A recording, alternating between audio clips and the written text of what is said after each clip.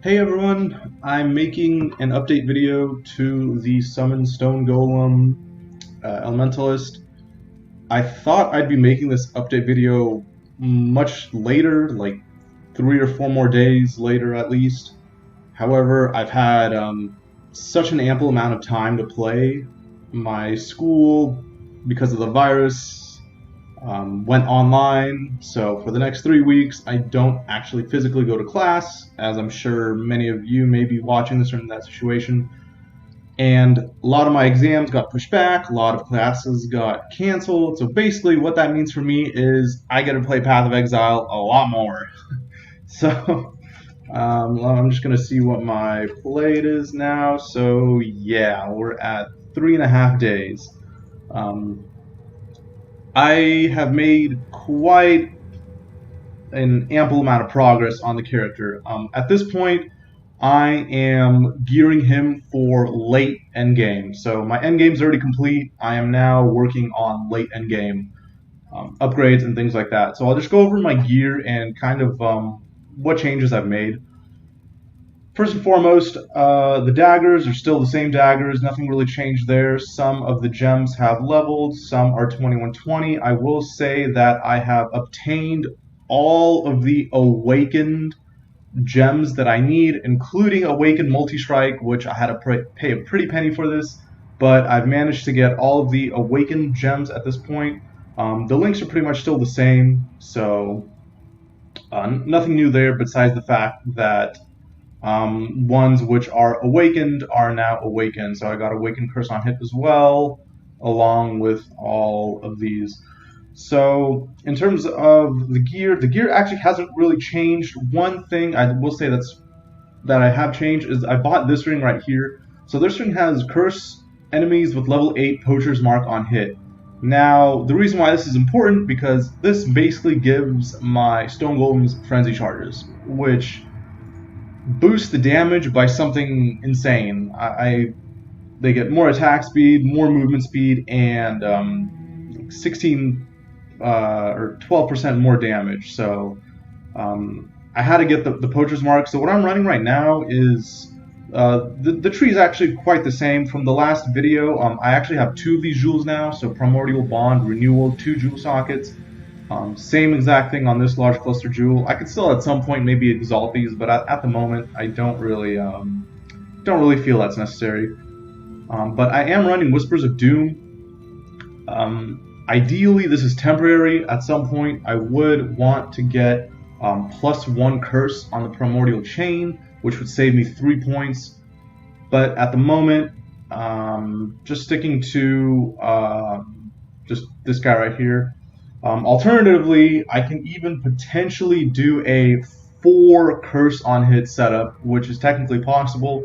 So if I had Primordial Chain with 1 curse, running Whispers of Doom with another curse, and with a level 5 Awakened Curse on hit, I can technically curse on hit with 4 different curses.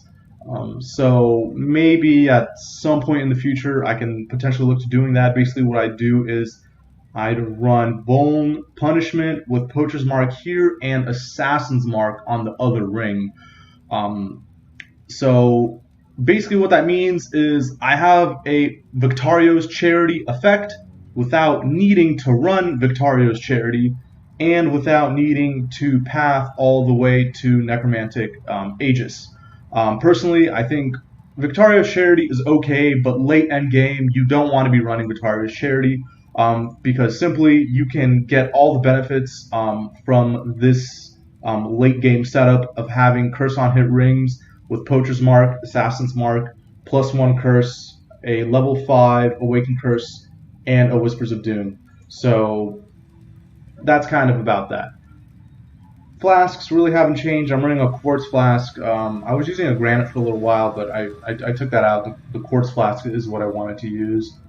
But otherwise, everything's the same. In terms of what upgrades I am currently kind of going for, I just bought my Awakened Multi-Strike last night, so that pretty much left me near broke. I'm kind of sort of back to zero. I spent 20x on the Awakened Multi-Strike, so yeah.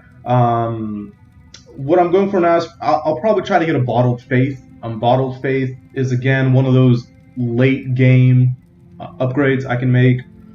It's just going to give 10% increased damage taken. So again, is it something you really need for 11 or 12 exalts? No, but again, I'm at the point where it's a very late game setup, or late game upgrades, I should say. I also found this really nice Ghastly Jewel. I just found this, I think, in like a in a pretty, like, I think I found this in a yellow blighted map or something. But it's a max life, deal additional fizz, and blind on hit. This is probably one of the best combos in terms of my build, in terms of a Stone Golem build. The life, because you always want life. Additional fizz is insane because I am running Brutality, Awakened Melee Fizz. Pretty much I'm pure fizz. So this this tier 2 fizz roll is just nasty. And the blind on hit is actually really huge. Since my golems attack so many times, and there's 7 of them, the chances of one of them blinding them is basically 100%. So this is pretty much really ideally only useful for bosses, especially ones with really large amounts of life. So the blind on hit is really a kind of icing on the cake. One thing to note too is I do have a chance to intimidate on hit with the awakened melee fizz, so that gives a chance to intimidate on hit. So I have intimidate, I have blind, and at the moment I have 2 curses running. Once I level awakened curse on hit to 5, that'll be 3 curses, and again it's at some point looking to get the +1 curse. I'm also starting to work on trying to corrupt a brass dome with +1 gems. That would also be pretty big. I think the way I'm going to go about that is I'm just going to buy brass domes and honestly probably just Val them just with a single, just with Val orbs. And if I get +1 gems at that point, I'll just spend the fusings and Val orbs to get it manually 6-linked, which is going to be expensive, but for +1 gems, this is definitely worth it late game. I'm going to run a map here just to kind of show how the build looks. Truly, this is probably one of the strongest builds I've ever played. I absolutely have no issues with damage. I think at this point my damage is definitely in the double-digit millions. I think I looked on POB. My golems auto attacks do like 1 million damage, and then I guess they have 3 repeats, and then the slams I think I have right now them doing like 2 million damage. So, and with 7 golems and this much attack speed, it's I'm just shredding through everything. So I'll do this tier 16 Crimson Temple. In terms of deaths as well, the deaths have been pretty minimal. I'm actually only died 22 times. I'm now level like 95 and a third. So really very minimal amount of deaths. The build's very tanky. I have 12,000 armor just in hideout, which is why I don't need a granite flask. I'm already at 90% fizz damage reduction. With my alchemist and quartz, I also go up to about 50% chance to evade. So, oh look, fellow Stone Golem character. So, yeah, the build's crazy tanky. Also, no ailments. Can't get ailment hit. So the shock from the brass dome does nothing. And resists are sitting at a really good spot because we're using Soul of Steel. So really, it's an extremely well-rounded character, and probably one of the strongest ones I've played thus far. Orb of Fusing.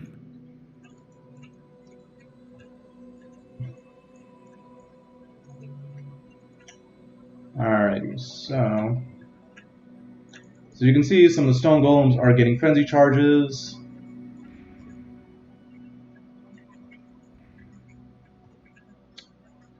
In terms of a 3 curse setup, it's better to save Assassin's Mark for last. The power charges honestly don't give that much of a boost in damage.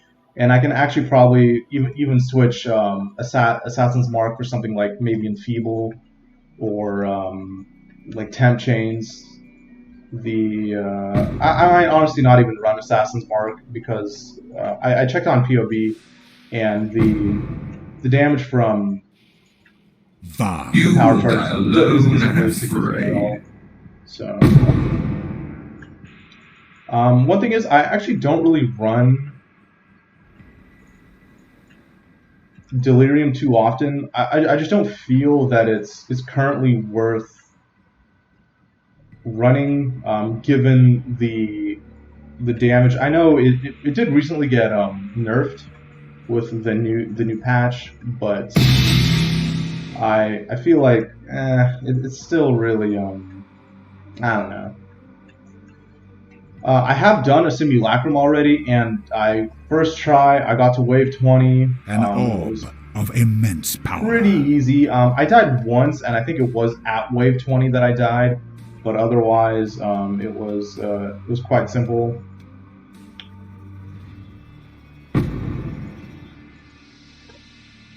Let's see how long this. An orb of immense power.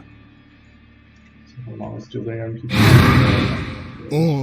of fusing. An orb of immense power. Also, I'm doing my main sources of income have mostly actually been crafting jewels.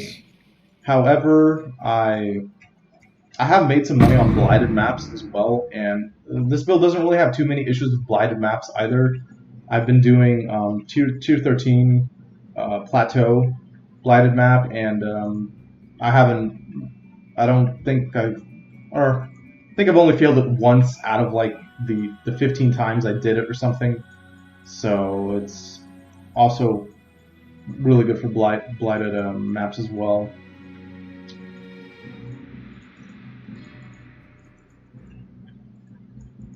So, anyways, hopefully that's a kind of a good enough showcase. Maybe I'll get to the boss here. The single target's also insane. I would say Awaken Multi-Strike, it doesn't actually help with the clear. I think if anything, it actually slows the clear down a little, because typically by the second hit, the mobs are already dead. So it just kind of prolongs the animation time of just doing the attacks. However, for single target, it is a very noticeable increase in damage. So I just still run Awaken Multi-Strike because the single target is just pretty disgusting. So I was tier 16 there, and yeah, not too many issues. Alrighty, I think that's going to be it for this video. I don't really think I have anything else to mention. So thank you guys for watching. If you guys have any questions with the build, a lot of people have been kind of hitting me up and asking me about it, how it's going, things like that, why Stone Golem. So if you have any questions like that, feel free to PM me in game or just leave a comment down below. Thanks for watching, guys, and see you on the next one.